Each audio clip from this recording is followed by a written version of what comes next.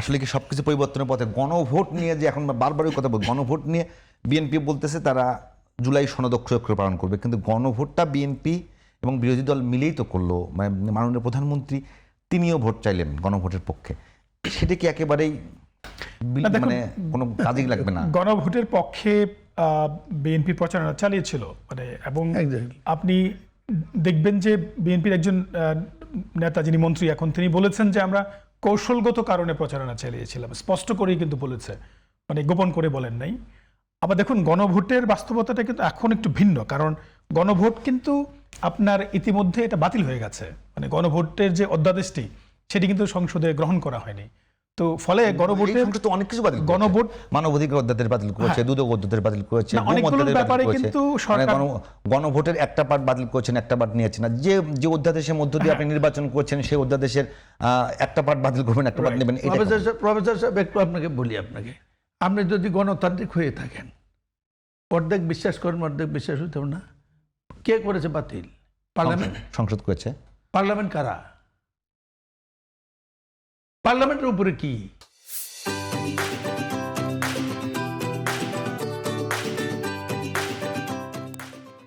পার্লামেন্টের উপর জনগণ, পার্লামেন্ট না, পার্লামেন্টের জন্য পার্লামেন্ট কি? পার্লামেন্টের উপরে আইন প্রয়োগ করে সংস্থা হিসাবে এর চেয়ে বড় কিছু নেই, নিঃসন্দেহে সবচেয়ে সাবসিডিয়ারি। মানে তো পার্লামেন্ট করেছে এটা, এবং এট দ্য সেম টাইম যেটা বাস্তবায়ন করবে বলছে সেটাও পার্লামেন্ট করবে।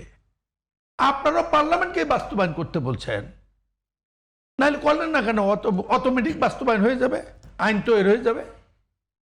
না দেখুন, যে আলোচনাটি হচ্ছিল যে সাংবিধানিক সংকট হয়েছিল কিনা, রাজনৈতিক সংকট হয়েছিল কিনা, বা প্রশাসনিক সংকট হয়েছিল কিনা জুলাইয়ের পরে, সেটি হয়েছিল। এটা বড় রকমের সংকটের মধ্য দিয়ে কিন্তু আমরা এসছি।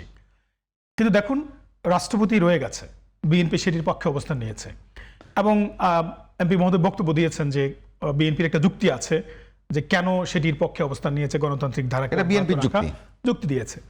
এখন মানে আমাকে যদি জিজ্ঞেস করুন, দেখুন যে একদিকে প্রেসিডেন্ট ছিল, তার মানে একটি আইনি কাঠামো বা সাংবিধানিক খানিকটা ছিল। আবার আপনি যে সরকার যেটি ছিল, এই যে ১.৫ বছরের সরকার, সেটির অস্তিত্ব কোথায় সংবিধানে? সেটির কিন্তু কোনো অস্তিত্ব নাই। তার মানে একটা সিধু টাইপের আইনি কাঠামো তখন হয়েছিল, এবং সেটির মাধ্যমে কিন্তু এটি একটি গভর্নমেন্ট হয়েছে, প্রায় ১.৫ বছর তারা চালিয়েছে। সংকট ডেফিনেটলি ছিল। এখন দেখুন এখানে একটা বড় প্রশ্ন আছে যেটি খুবই গুরুত্বপূর্ণ, সেটি হচ্ছে যে আপনি একটি গণতান্ত্রিক ধারায় ফিরেছেন, আপনি একজন রাষ্ট্রপতিকে রেখে দিয়েছেন, তার কাছে শপথ নিয়েছে, সরকার গঠিত হয়েছে, তার মানে একটি গণতান্ত্রিক ধারায় দেশ এখন চলে আসছে, এটি একটি ব্যাপার। আর আপনি যে সিস্টেমের যে চেঞ্জ, যে র্যাডিক্যাল চেঞ্জ, সেটি করার কিন্তু অনেক সুযোগ ছিল।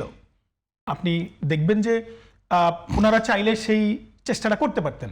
বিএনপি তখন বড় ধরনের বাধা হয়ে দাঁড়াতো বলে আমার মনে হয় না, কিন্তু সেই চেষ্টা কিন্তু করেনি। ওনারা আলোচনা করতে চাচ্ছেন, সময় পার করেছেন।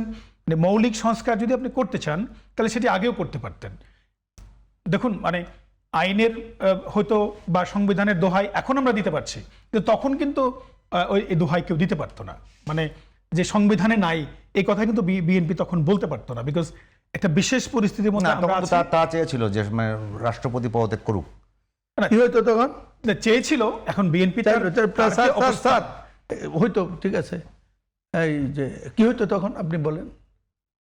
আমার দৃষ্টিকোণ থেকে কিছুই হতো না। এইটা হলো ডিফারেন্স, ইউ মাস্ট রিয়েলাইজ। না এই জায়গায় I tell you country would not have exist। না বিএনপি এখানে রিয়েলাইজেশন পার্থক্য। আমি আপনাকে দিয়ে গেলাম, আপনাকে আরো বুড়ি এটা টেলিভিশনে ওপেন বলতে পারবো না, লেটস সিট টুগেদার। ওকে। না দেখুন বিএনপি চায়নি, এটা সত্য যে তারা চায়নি যে রাষ্ট্রপতি পদত্যাগ করুক, কিন্তু বিএনপি তো এটা আটকে রাখেনি। বিএনপি চায়নি, রাজনৈতিক দল হিসেবে তারা তাদের মত। বিএনপি বড় স্টেকহোল্ডার, বিএনপি বড় স্টেকহোল্ডার, বাংলাদেশের সবচেয়ে বড় স্টেকহোল্ডার, সবচেয়ে বড় রাজনৈতিক দল। তাদের চাওয়া না চাওয়ার উপর একটা বড় তাহলে না এটা যেটা আপনি যেটা বলছেন যে বিএনপি চায়নি এবং সেটা ঘটেনি, তাই এখন এটাকে আপনি কিভাবে দেখবেন? মানে বিএনপি চায়নি, সেটা ঘটেনি, কিন্তু দেখুন মানে জুলাইয়ের পরে, গণ অভ্যুত্থানের পরে যে বাস্তবতা ছিল, সেই বাস্তবতায় অনেক পরিবর্তন করার সুযোগ ছিল, আপনি যদি সত্যিকার অর্থে চাইতেন।